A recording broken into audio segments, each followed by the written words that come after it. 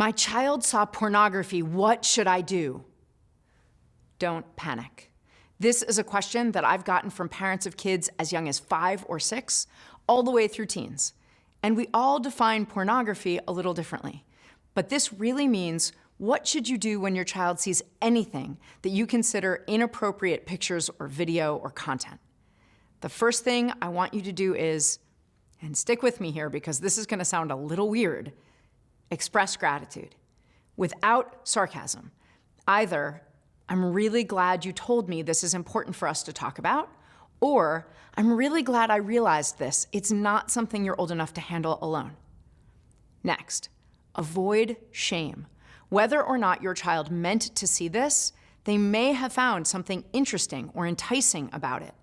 That makes sense because it's how our brains are wired. We're interested in big emotions, in people interacting, and sex. No matter what a child's age, they may find it engaging even if they don't understand why.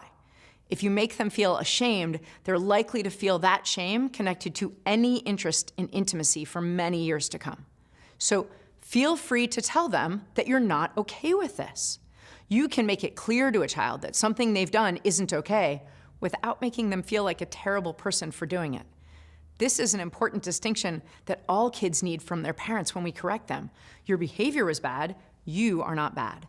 A child can change their behavior, but if we make them feel like they themselves are somehow broken, they'll give up because how do you change that?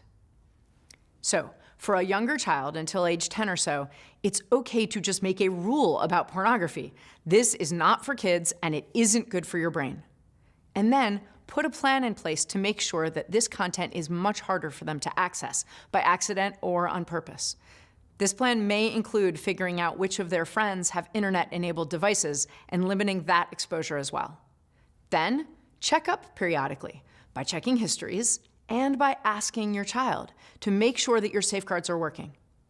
In Judaism, we learn to put fences around anything that we want to protect that's precious to us.